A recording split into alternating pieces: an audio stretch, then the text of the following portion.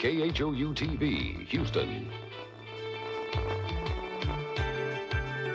And now, from 11 News in Houston, Steve Smith, Marlene McClinton, Dr. Neil Frank with weather, and Gip Nielsen on sports. This is KHOU 11 News at 10. Well, their heroes' exes may live in Texas, but a lot of singer George Strait's fans were on the bus tonight. By the thousands, they were parking their own vehicles and leaving the driving to the bus wranglers. Good evening, everybody. Marlene is on maternity leave. Claire Casademont is joining us tonight. The Dome was filled to capacity for the rodeo and the George Strait concert tonight. The traffic and parking problems that plagued concert goers on Sunday evening weren't as bad this evening. And rodeo officials say that's because so many people decided to park and ride to the Dome on buses. Our Sam Saucedo is at the Astrodome with a live report. Sam? Claire and Steve, Astrodome. Listen to some of it.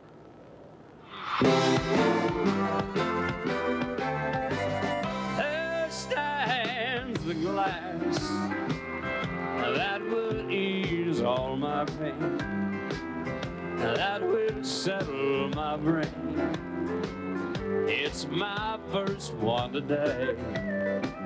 There stands the glass that will hide all my tears. Well, there's not a whole lot of movement out here in the parking lot. The buses are out here ready to take people home once the concert is over. But a couple of hours ago, tens of thousands of people were arriving here ready to crowd into the Astrodome. How about that line, huh? Yeah, we got a line on both sides of the building. The trip to the Dome for many began at Meyerland Plaza, where Metro buses started running at mid-afternoon, about an hour earlier than planned, but in response to demand at shopping malls. Meyerland at the West Loop, Gulfgate on the Gulf Freeway, and at Northline Mall on I-45. And thousands of people opted to park away from the Dome. It was great. It was the best idea. It really was. It was enjoyable. Bus driver was excellent, and it was wonderful. Hey, was it pretty wise to ride the bus? It sure was tonight. Why is that? Too much rain and water out there, no parking places. The rides to the Astrodome took about 20 minutes. There were hundreds of bus trips made, each carrying about 60 passengers. Metro had to call out extra buses to fill demand. For the first time ever for a sellout crowd in recent years, and definitely since we've added these 7,000 seats, we didn't have a traffic jam out here tonight. We didn't have to close this parking lot, and we didn't have to turn anyone away. Things went so well, the Astrodome parking lot didn't fill up until after the rodeo had started. Metro buses were the ones that were busy. We haven't had a stop since 6:30. Probably a couple of hundred trips over there. Parking their cars in satellite parking lights and leaving the driving to somebody else. Now, let me give you a quick update tonight on the 13-year-old girl we showed you last night, the barrel racer from Mississippi. Well, tonight she got her big chance. She got to race on the floor of the Astrodome before a sellout crowd. Stacy High of Lumberton, Mississippi, qualified to race because of her outstanding time in the horse arena last night. Only the top 5 racers in each category got the opportunity to run on the floor of the Dome. Back out here, traffic moved surprisingly well, but we're going to go through all of this again as soon as the concert is over. As we said, we have 16,000 people rode those buses. They say it could be a little rougher getting everybody out of here because everybody's going to try and leave at the same time. And keep in mind, we're going to have to go through all of this tomorrow night. George Strait plays again on his second night. Steve and Claire? Well, certainly getting there seems smoother tonight anyway, Sam. It was a little easier. Thanks. Sam Saucedo reporting live at the Astrodome. Boy and another reportedly started searching the home because they had not seen their mother since Monday. Renee Beckman's beaten body was found in a guest room closet hidden under some clothing. The discovery sent shockwaves through this upscale neighborhood, a neighborhood where things like this simply are not expected. It's hard to believe anything like that could happen anytime during the day, you know, especially around here. You know, because this is something that never goes on around here. You know, very quiet. Police say there were signs of a struggle, but none of the woman's possessions appeared to be missing. There is no word tonight on a motive or suspects. And at a home near downtown, a group of teenage boys watched in horror as a friend played a game of Russian roulette and shot himself in the head. The 16-year-old boy reportedly emptied a .22 revolver, replaced one bullet, spun the chamber, and pulled the trigger. At Ben Taub Hospital tonight, the boy is in very critical condition. 11 News has learned that government agents he saw alcohol, tobacco, and firearms agents showing a composite sketch of a white male to post office patrons. It's believed the bomb was mailed from Elizabethtown, the post office there. In Houston, federal investigators refuse to confirm or deny there's a drawing or a suspect. With absentee voting now starting, the first voters have already cast their ballots in the governor's race. The candidates have different approaches to the issues, but they all agree on one thing, that the Houston metropolitan area is crucial to surviving the March 13th primary. Tonight, Nancy Holland has more on 4 of the candidates who came courting today. Republican Clayton Williams, his trademark cowboy hat protected from the rain, arrived at the rally that signaled his return to campaigning. Hi, how doing? You and your gang over there. But this was more than just a return to the campaign trail after the death of some old friends in a plane crash. This was the beginning of a push to turn out voters around the state as absentee. Democrat Jim Maddox had a similar get-out-the-vote plan. He doesn't like to call it absentee voting. He likes extended voting better. I know that the Maddox for Governor effort has gotten at least 1 vote already this morning. By whatever name he calls the voting, Maddox says he hopes to get 50% of voters to the polls before Election Day. While Maddox likes to call himself the law enforcement candidate, another Democrat, Ann Richards, came to town to take up that topic. Surrounded by supporters, Richards said her first executive order would be the creation of a law enforcement council. In simple terms, she says that means letting the people who enforce the laws help make the laws. I always seek out those people who are the deliverers and who are the problem solvers to come and counsel together before we take action.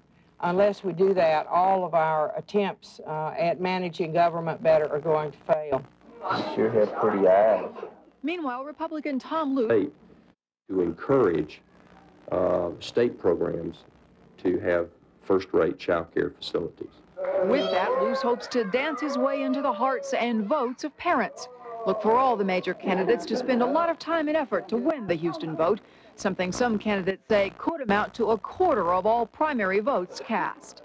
Nancy Holland, 11 News.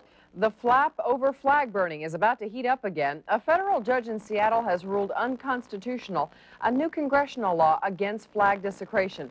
The burning of Old Glory erupted into a fireball last year after the Supreme Court ruled flag burning was protected as freedom of speech. The Bush administration called for a constitutional amendment to protect Old Glory. Congress opted to pass a law. This latest Seattle case is also expected to go to the Supreme Court. The stalemate grinds on tonight, trying to resolve differences that led to a strike Sunday night. Workers want more money and better benefits, but Kroger says it's saddled with a huge debt. In fact, the chain is threatening to pull out of Southeast Texas entirely. Tonight, neither side's talking about the status of these negotiations. We hope to continue to meet until we settle it. Any idea how long? I mean, are you close? We're going to continue to meet. A federal mediator requested by union members is still in the closed-door meeting. One union leader predicts the talks will last into the early morning hours. Houston city workers may be suffering because of low pay and bad morale, but a new city survey shows they're not leaving the payroll in huge numbers. The study conducted by the city personnel department shows the turnover rate among Houston municipal workers is less than 10%. That's comparable to the turnover rate among private businesses. There is a lot of interdepartmental turnover. That's not a problem that we're having right now. A study released today to the City Council shows that turnover in the police and fire departments is among the lowest anywhere at City Hall. For police, it's just over 4%, well within the 3-year average. For fire, the turnover rate for 1989 is actually down by nearly 0.5% over the previous year.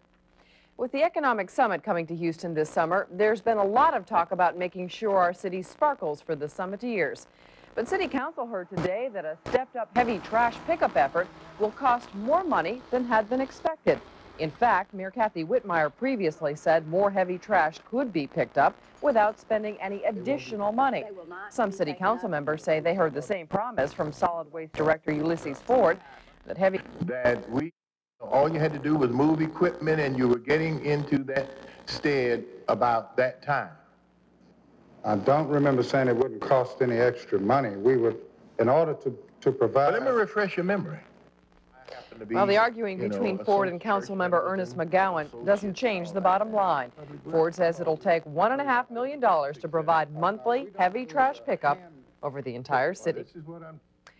A 9-digit number can tell others a lot about you, including things you don't want them to know. Next, Dave Failing tells us how a simple Social Security number can be the key that unlocks your private life. Beyond every cloud, there's a grand sunset. This one could be the start of a drier future. And chicken soup. It doesn't run spaceships, but sometimes it might be running the people who drive the spaceships. We'll talk about that.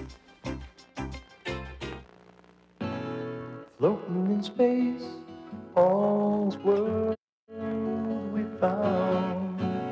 So why can't I see sometimes she's dependent on me in these times?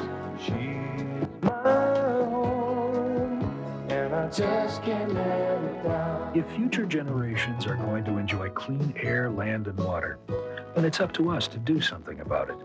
At Walmart, we share your concern and your commitment to improve. How she got? Discover for yourself. Fiesta. Quick now, what's your Social Security number? An innocent enough question and likely one you'd answer in most circumstances. But maybe not after the report we're about to see, Claire. In showing how computers are invading our privacy, Dave Failing says handing out something like out here and is for sale. Anita Rodeheaver is the clerk of courts and candidly admits she is uneasy about how much confidential data is available. Everything that's filed in this office is a public record. What is for sale here? What records are for sale? Any record that is a public record is also.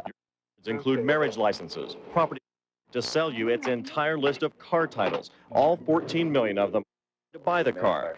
There is a ready market for such information. One example, the day we were watching Glenn and Sheila get their marriage license, this woman was just down the hall sifting through the files. She works for a private investigator. Private eyes are now buying your personal files to build their own computer data banks. But that's small potatoes compared to this. Junk mail advertisers are feeding the information into computers to find the right customers. They can pretty well peg your income, your big purchases, your hobbies, and maybe most important, your current address. Here in Washington, there is a sense on the part of some people that all this has gotten quite out of hand. One congressional researcher looking into how computers are invading our private lives was shocked at what she found. One of the findings of that report was that, in effect, there is a de facto national database that now exists. That one of our fears, if you look back at the early debates about computers and what the effect this would have on people and society, was a fear of a huge national database. Priscilla Regan, now a professor, says that privacy laws passed in the last decade never anticipated what computers can now do. One of the principles of the Privacy Act and all of the various acts that protect information in these various contexts was that information that's collected for one purpose should not be used for another purpose without the consent of the individual. Now with computers and with the role that organizations play in our personal lives, it's almost impossible to say that the individual can control that information. It's sort of gone, you know. Tomorrow, how that information is put to use by people who want your money. Dave Failing, 11 News. Now, if you want to know more about how to protect your privacy in this computer age, just drop us a line. Send a self-addressed stamped envelope to KHOU TV, Box 11, Houston 77001. It's important. Be sure to ask for the computer privacy brochure. We promise you we won't give your name and address to anybody else. Neil's here with the latest on the weather. The heavy rain seems to be gone. It is, Claire. It moved on over into Louisiana where they don't need it. And I actually saw a few breaks in the clouds when I looked out a little bit ago. We'll talk about it when we come back.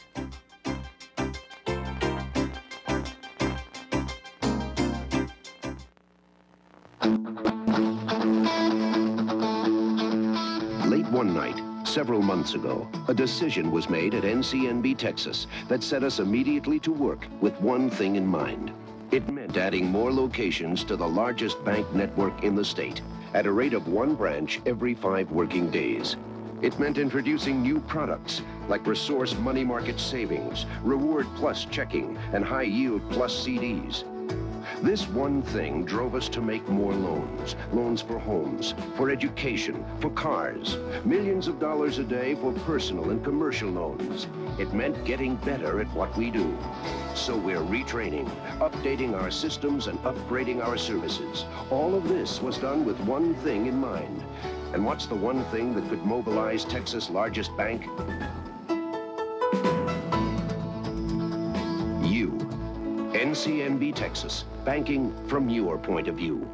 21st century technology works day and night to link all Walgreens pharmacies, so your current Walgreens prescription records are always as close as your nearest Walgreens. With Intercom, we can tell you when savings are available. We may even help prevent an allergic reaction.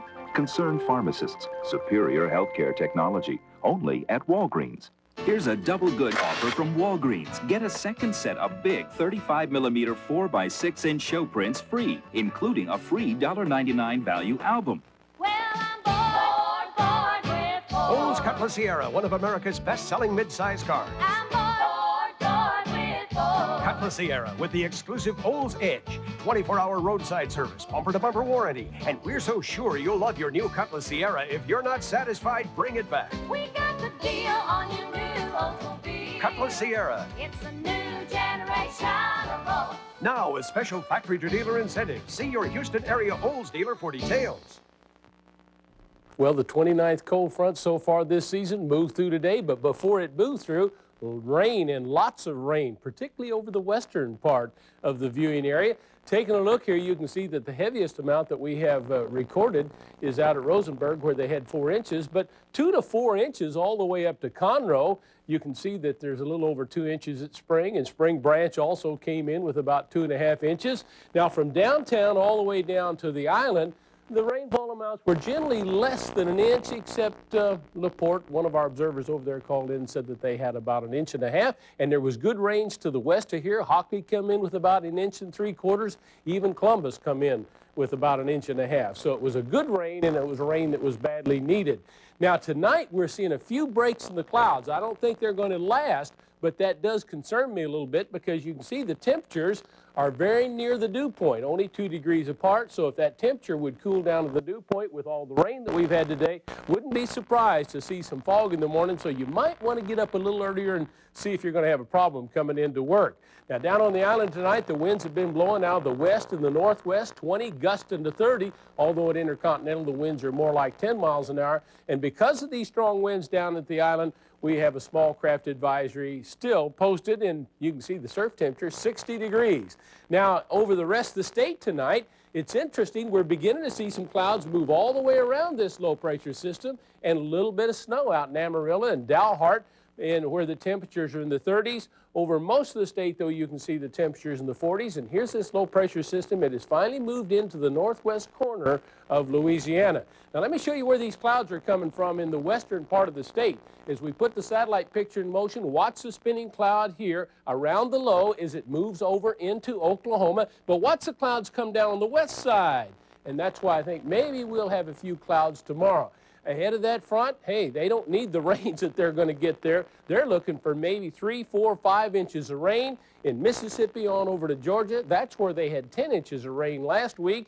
And ahead of that front, we have temperatures in the 80s and 10 to 20 to even 30-degree warmer temperatures up over New England. For example, Cleveland had a 32 yesterday, even a nice warm up in the desert southwest as temperatures finally got back into the 60s after a week of temperatures in the 40s and the 50s. Watch this system as it moves on to the northeast, making contact with some Canadian air that could come down over us on the weekend.